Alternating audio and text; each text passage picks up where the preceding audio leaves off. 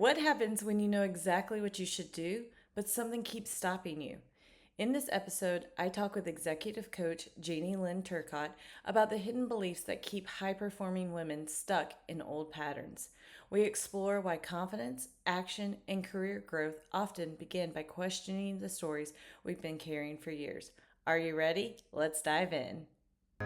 Welcome to Career Growth for Working Women. If you're feeling tired in a way rest alone won't fix, or successful on paper but unsure what's next, you're not broken. You're not alone. I'm Shannon, a promotion and compensation coach, and this space is about helping women grow their careers with clarity, confidence, and sustainability, not pressure or hustle. Take a breath, settle in, and let's talk about what's really going on beneath the surface. Hello, welcome to the show. My guest today is Janylene Turcotte, and what caught my attention about her work is that she focuses on the gap between what we know we should do and what we actually do. Before becoming a executive coach, Janylene spent 25 years in a senior HR leadership role, including at Deloitte and other major organizations. She sat in the rooms where hiring, promotions, compensation decisions, and leadership conversations happened. Then one day, after being laid off herself, she found herself sitting in a job interview completely blank, not nervous, blank. That experience sparked a deeper exploration into the beliefs and patterns that quietly influence how we show up professionally.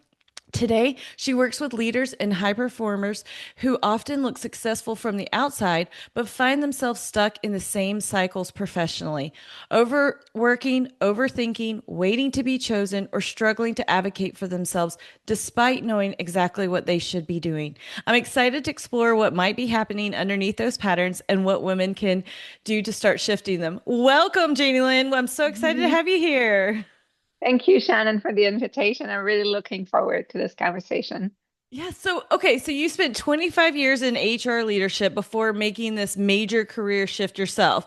So looking back, what did being laid off reveal about all of that leadership, all those years in leadership had not? Well, it's one thing to have let go amazing people all your career because when you were in HR, you do let go people that are great people. You Right. know, they're just sometimes there's all kinds of reason why you're letting go somebody. Me was a restructuring. This other situation. It's not because you let go of someone that this person is no good or has no talents or so Right. the first thing was to live the experience, and the experience was so well done. So my boss, she flew in from Toronto. I'm in Montreal, and she flew in from Toronto, took the time to sit with me, and broke the news in a very respectful manner. So that's the first thing. I think the first thing is experiencing what you have done all your career gives you a Right. different perspective. So I would say the first thing is I always knew how respect was important when you let go of someone. But Right. now I I think it's the far most important thing. If there's only one thing you can be when you let go somebody is respectful of that person, Oh, I love that. despite whatever happened. Right. Right. So that's Right. one first thing I would say. I know many Yes. of your listeners have to let go people. Yeah, absolutely. So in the intro we talked about like you talk about the gap between knowing what to do and actually doing it. So why do you think so many of capable women are getting stuck? I know this is going to resonate with these listeners right now. They're like, "Ah, me." Because the stories, like there's so many subconscious stories we tell ourselves that Mhm. we're unaware of. And there are false stories. They are not true. So we believe them. And we believe those things so strongly that we keep on finding reasons to believe them instead of rewiring for something else that we want. We also think sometimes that those beliefs are there forever. This way of thinking is there forever. It's too hard to change. I'm too old. It's been too long, or it's too ingrained in me. And so I think that's the very first reason why we tell ourselves stories that are no longer serving us and that are not true. Or most not of the true. So time. it's usually something that's happened in the past that someone said about it, but it has nothing to, that we've carried here into the future or into the present, I guess, not the future, but into the present, and that we're still believing that without stopping and saying, is this really true about who I am? Exactly. And there's kind of three families of those beliefs that I found in my practice. Those were the one that I've learned from Marissa Peer. And then when I went and developed my own practice, I kind of saw that this made a lot of sense. And the first one is really all the family of not good enough. So Hmm. I am not good enough. I'm not smart enough. I'm not strong enough. I'm not whatever enough. And then the other family is all, it's not available to me. So it's Right. available, promotion is available to others, but not to me. This is available to others, but not to me. And the third one is I'm too different. I can't connect. I'm Yeah. too different. I can connect. And so one version of this plays in the background Hmm. and we subconsciously tell ourselves that story. And that story is as benefits for us. Like there's always, some benefits of believing some of those things that are untrue. Let's say if I believe that I'm not good enough, right? I might not Hmm. apply on this next role that could expose me and make me vulnerable. So Right. I'm gonna be avoidant of going Yep. into signing up for this new interview process that could lead to a failure and or an experience and or a role, but because I think I'm not good enough. So it avoids me from exposing myself or being vulnerable. So there's a benefit for me. And because there's a Right. benefit, I'll keep on Right. attaching myself to that false belief. Right. And I think that for women, I think that that's something I hear from my audience is that a lot of times they feel it's kind of kept them safe.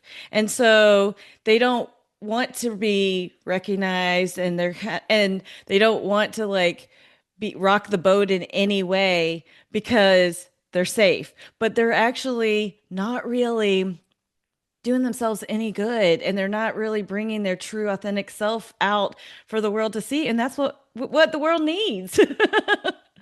I agree. I agree with you. I always say, let me ask you a question, Shannon. Sorry to take you on the spot, but on a scale of 1 to 10, 10 being the highest, how much do you think you are enough? Just give me a number. Any number is good. 8. Okay, fantastic. So imagine tomorrow you wake up at 9. What's different? My mindset. I So believe it. Yeah. wherever you are on the spectrum, if you are at 1 and you wake up tomorrow at 4, like I everything used to in the be at a world. 2, so I know I've done a Okay. lot of work to get to where I am, you know. Well, that you should. I don't know if you've done an episode or you went on from a 2 to 8, but the things you're doing, the things that are different, right, between being a 2 or being an 8 on the scale of feeling enough. Well, Right. if everybody moves just a little bit on that scale, so much things are going to get done in this world. So many talents, so many of those women will be able um, to display, to impact in so many different ways just by moving a little. You don't need to be a 10, but Right. if you're a 4 and you come to a 6, you're already having another experience for yourself and for people around you. And I love that because it's not necessarily going to happen. I didn't go from a 2 to an 8 overnight. It took time and Hmm. energy. I went from like a 2 to like a 2.1, a 2.2, it maybe then jumped up to 2.6, So I love that it doesn't have to be overnight, but you can be a little bit better each day and feel that. And so I do love that about that is because it doesn't have to be this huge jump overnight. No, And I I think that call that's going to help people, these women, build up their confidence in who they are, which will then impact them in the workplace. yeah, I call it the 7 out of 10 life. So basically, it's like outside, if I take my clients, often it looks like a 10, Hmm. but inside it feels like a 7, right? And the gap, I say to people, create create ev don't try to have a 10 out of 10 life. Just create 10 out of 10 moments every day. Hmm. Just create small 10 seconds, 10 out of 10, 10 out of 10 moments. So then your subconscious brain is going to start to find it relevant and it's going to start to show you more and more of those moments. And if you have 3, 4, and 5, 10 out of 10 moments in your day, you Yeah. already are closing the gap. Right.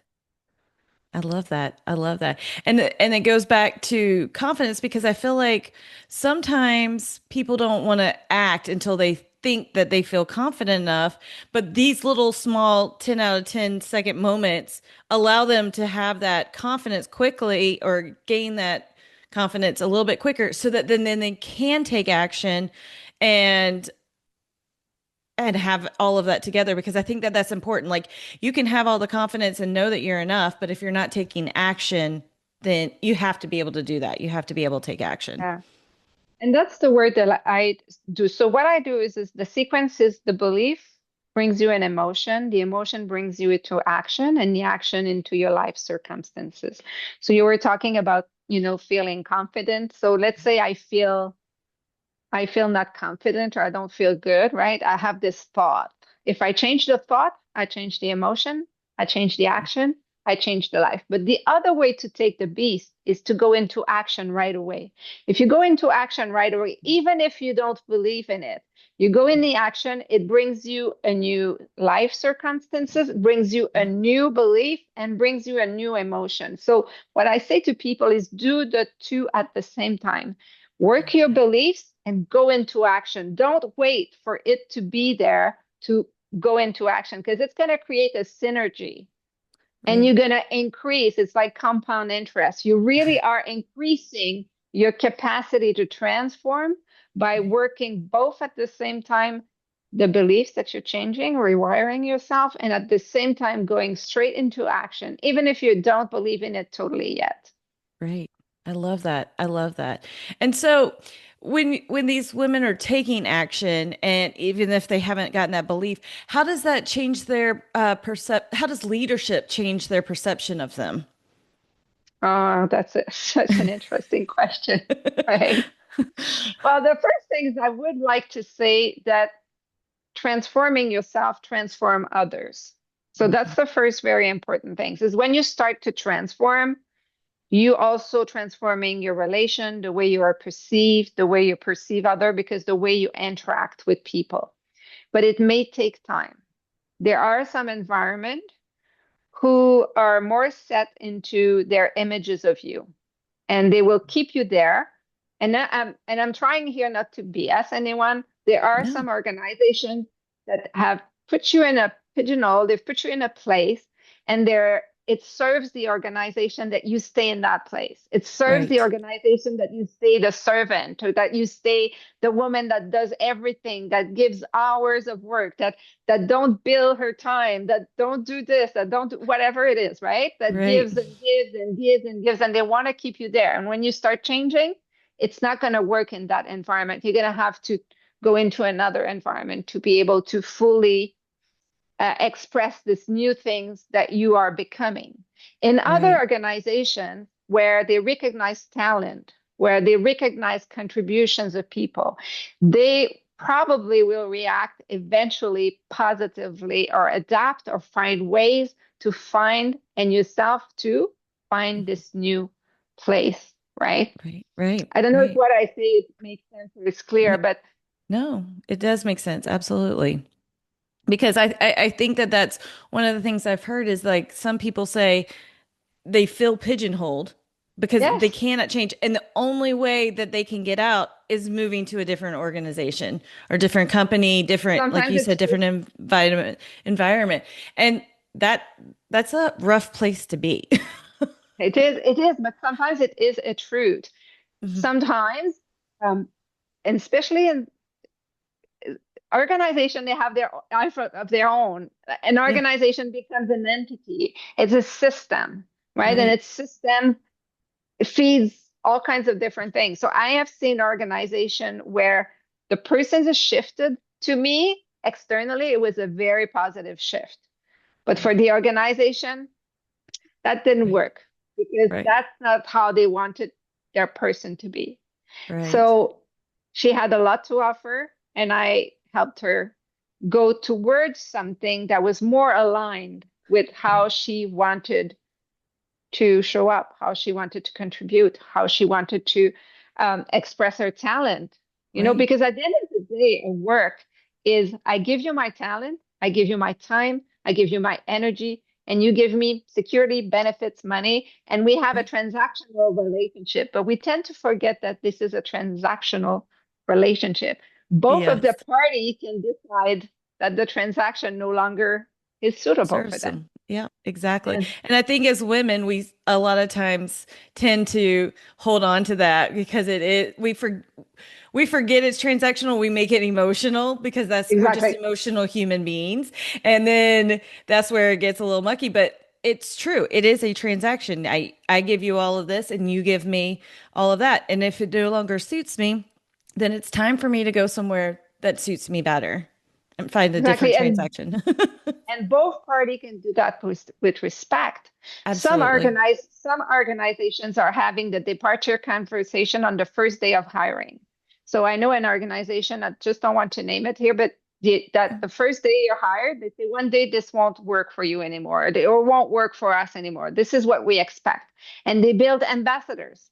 They build people keep a great relationship with the employee, and the employee keeps a good relationship with the employer. And they say, when we're going to part on those terms, and we're going to part in a gentleman way, in a very respectful way, and we expect you to become an ambassador for us. And this is how and I Yeah, find this way of seeing the relationship and saying, you might evolve, we might evolve, we might change, you might change, right?